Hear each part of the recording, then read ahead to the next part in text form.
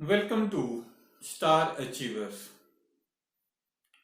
Today we are here to discuss lyotropy और लियोट्रोपिक jeans. क्या discuss करेंगे हम? Lyotropy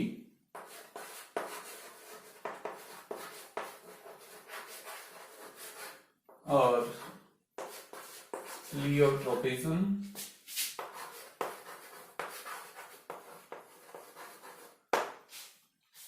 in case of lyotropy क्या होता है? इस केस में सिंगल जीन एक से ज्यादा फिनोटिपिक एक्सप्रेशन को इन्फ्लुएंस करती है, तो उस जीन को क्या बोलेंगे हम? लियोट्रोपिक जीन्स। तो इसको कैसे लिखेंगे? A single gene which influence a single gene which influence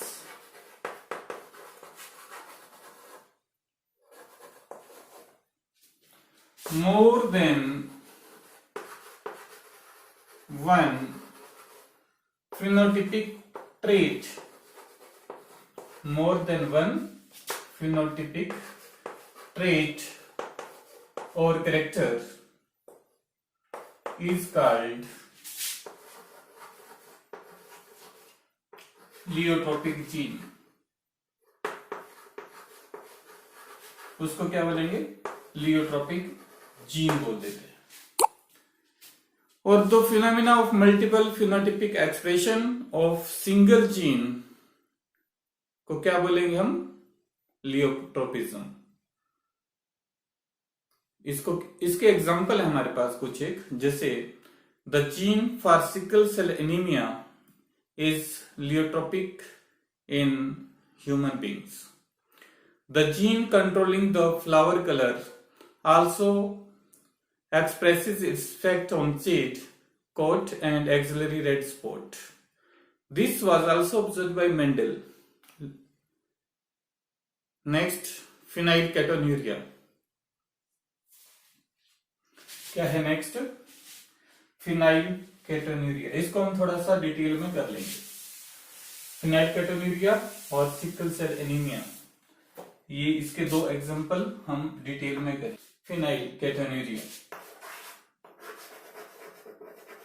phenylketonuria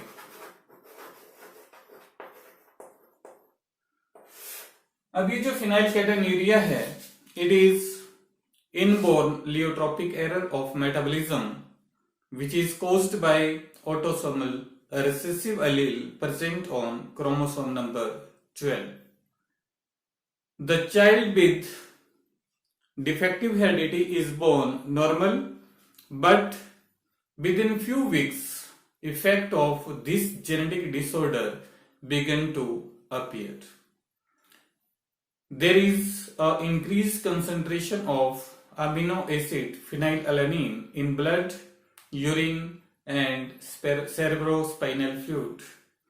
It is because of non-formation of enzyme phenylalanine hydroxylase in defective individual, and it prevents the transformation of phenylalanine into tyrosine.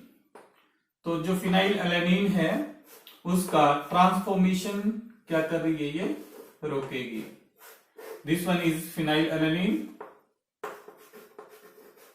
Structures of phenylalanine. अब in the absence of enzyme, phenylalanine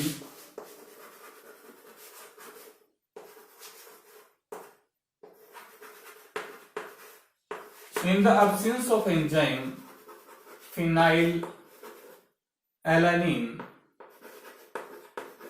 hydroxylase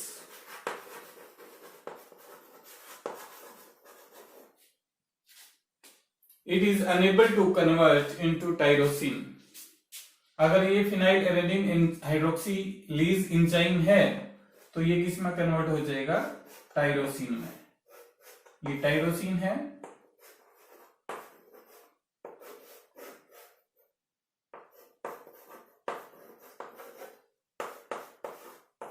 ये tyrosine में convert नहीं हो पाता in case of defective individual, क्योंकि उसमें ये वाला एंजाइम नहीं बनेगा। अब क्या होता है, ये जो फिनाइल एलेनिन है और इसके जो डेरिवेटिव्स बनते हैं in case of defective child, इसके डेरिवेटिव्स जैसे फिनाइल एसीटेट, इसके जो डेरिवेटिव होंगे phenyl acetate, phenyl lactate, phenyl pyruvate, ये जो डेरिवेटिव्स हैं और along with phenylalanine it get accumulated into the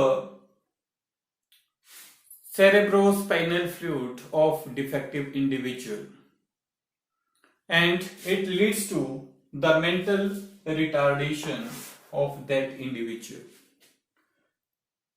तो मेंटल रिटार्डेशन होगी। अब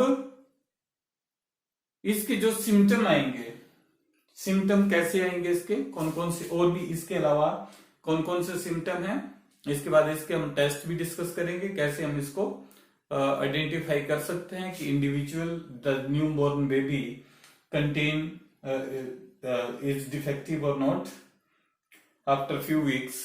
इसका टेस्ट हम परफॉर्म कर सकते हैं। तो इसके जो सिम्टम आएंगे, पहला सिम्टम उसमें शॉर्ट स्टिचर रहेगा with pigmented patches on skin, excessive sweating होगी and non pigmented hairs and eyes. तो ये इसके सिम्टम हैं। तो फिनाइल कैटोन्यूरिया का जो टेस्ट होता है उसको हम कैसे परफॉर्म करते हैं, उसको क्या करना होता है, जो डिफेक्टिव चाइल्ड है या इंडिविजुअल है उसका यूरिन सैंपल लेना होता है और यूरिन में क्या डाल दिया हमने, इसमें डालेंगे हम ferric chloride FeCl3। If it turns green, अगर ये ग्रीन हो जाता है तो it means the urine contain phenyl alanine. अब इसमें इसको प्रिवेंट कैसे किया जाए, इसको प्रिवेंट करने के लिए हमारे पास जो उस डिफेक्टिव चिल्ड्रन की जो डाइट रहेगी उसमें अमीनो एसिड फिनाइल एलानिन नहीं होगा तो वो हेल्दी रहेगा। इन केस उसमें फिनाइल एलानिन उसको डाइट में दिया जा रहा है तो वहां पे वो यूरिन में, ब्लड में और सेरेब्रोस्पाइनल फ्लूइड में फिनाइल एलानिन और उसके बाई प्रोडक्ट अकुमुलेट होते जाएंगे और उसमें दिक्कत बढ़ती जाएगी विद एज।